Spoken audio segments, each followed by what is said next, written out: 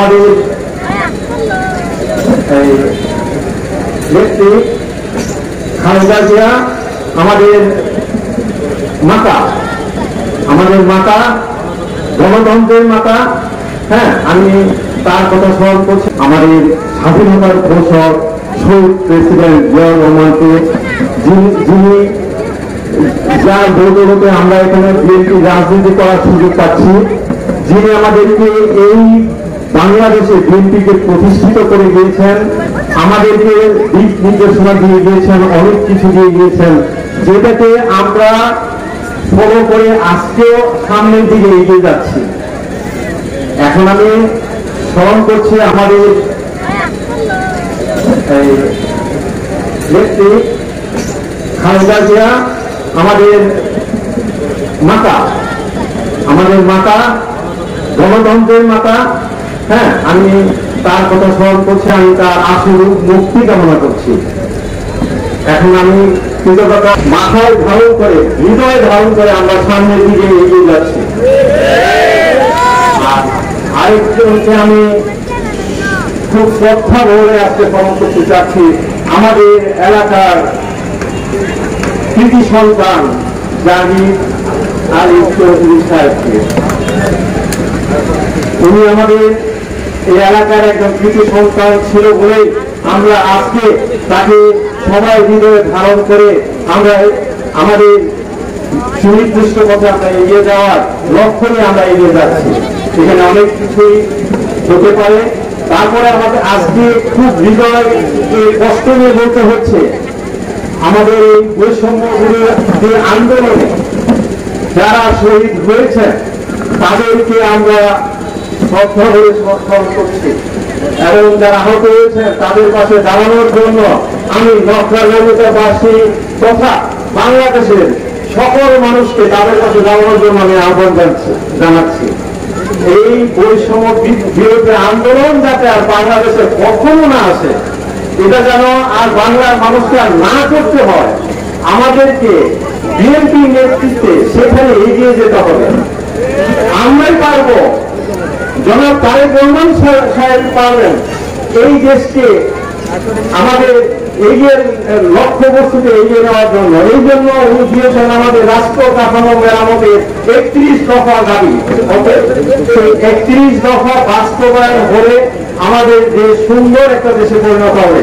আমরা এই 31 দফা বাস্তবায়নের জন্য আজকে থেকে নকলা নারীদের বাড়িতে আমরা গ্রামে গঞ্জে সবার দরজায় আমরা এটাকে পৌঁছে দিয়ে আসবো। ওকে, আপনারা সবাই আগে আছেন কিনা? ওকে, আমাদের একটাই লক্ষ্য থাকবে, আমরা সবাই এখানে রাজনীতির যে নেতা নাই বলে আমাদের আগে আমরা দেখেছি, মানে ধার করে এনে আমাদের এখানে মন্ত্রী এমপি বানানো হয়েছে। আপনারা কি আবার ধার করে মন্ত্রী এমপি বানাতে যাচ্ছেন? আমাদের এখানে যোগ্য নেতৃত্ব অনেক হয়ে গেছে। আপনারা সেখান থেকে যাকে যোগ্য নেতৃত্ব দেওয়ার মতো যার ক্ষমতা আছে আমরা তাকেই বেছে নিব। ওকে, আর বর্তমানে আমাদের এই আমি আসছি এখানে এই প্রথম, আমি সবার কাছে ক্ষমা সুন্দর দৃষ্টিতে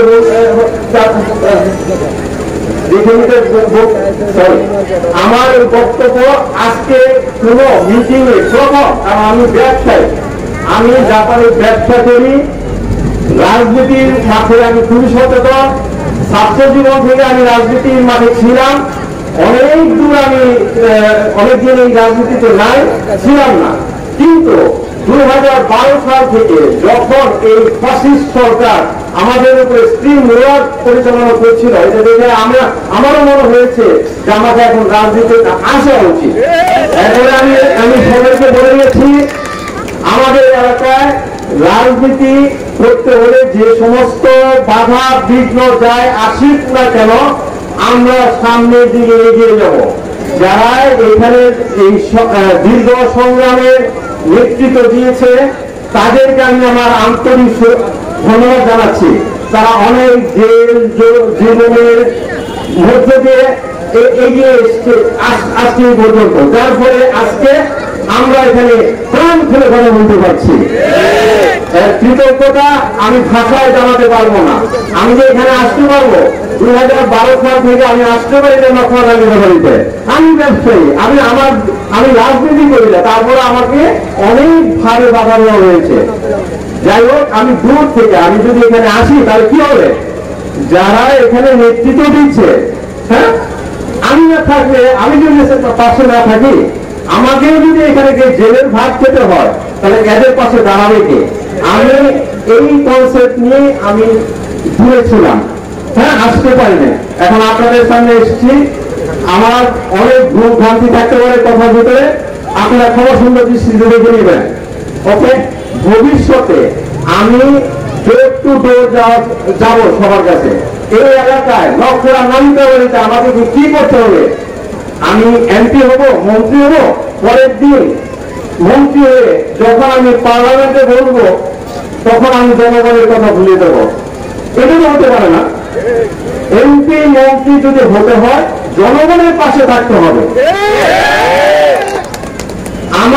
আমার একটাই ইচ্ছা, আমি জাপানে থাকি, প্রবাসে থাকি, বহুত দিন ধরে প্রবাসে আছি।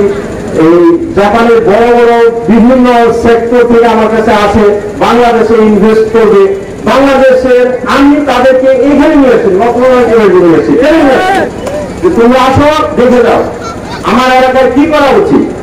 এখানে জাপান থেকে সবচেয়ে বেশি এর আছে এই দেশে, তাই না? আমরা কেন পাবো না তাদেরকে নিয়ে আসতে? আমার টার্গেট, আমার এলাকার উন্নয়নের জন্য যে কাজগুলি করতে হবে, সেটাকে লক্ষ্য করে আমি সামনে আগাবো। আমি যদি মন্ত্রীও হতে না পারি, আমি এখন থেকে আমি সুযোগ পেয়েছি। এই যে আপনারা আছেন, আমি কথা দিয়ে যাচ্ছি, নকশা নারীটা বাড়িতে মানুষের কর্মসংস্থান থেকে শুরু করে, এডুকেশন শিক্ষা থেকে শুরু করে কিভাবে আমরা আগাতে পারি, সবার সঙ্গে পরামর্শ করে আমরা এগিয়ে যাব। এই প্ল্যান নিয়ে আমি আসছি, আরো কথা বলবো, আরো সবার দৌড় যাবো, আমরা সেইভাবে এগিয়ে যাবো। আজকে খুবই কষ্ট লাগলো আমার, এখানে একটা সাংবাদিক এসে আমাকে জিজ্ঞেস করলো, আপনাদের পিএসপির ভিতরে তো অনেক দলাদলি মোলামুলি শুরু হয়েছে। আমি এই উত্তরটা তো আমার কাছে জানা নেই, কেন এখানে দলাদলি মোলামুলি হবে ভাই? এগুলো তো নাই কেউ, আমরা সবাই একই পরিবারের সন্তান, বিএনপি পরিবারের সন্তান। এখানে কারোর সঙ্গে কোনো বিভেদ থাকবে না। আমরা আলোচনা করে সেই বিভেদটাকে আমরা নিরসন করবো, আমরা সামনে এগিয়ে যাব দেশ ও জনগণের জন্য, নকশা নামিতাবাড়ির জন্য। ধারাবাহিকতা বলতে চাই, আমরা আগামীতে নকশা নামিতাবাড়িতে যিনি এমপি বা মন্ত্রী হয়ে আসুন না কেন, এই অবহেলিত জনগোষ্ঠীর পাশে আপনাদেরকে থাকতে হবে। আমি এই দেশে চলে আমি অনেক দিন ধরে আমি জাপানে বসবাস করি।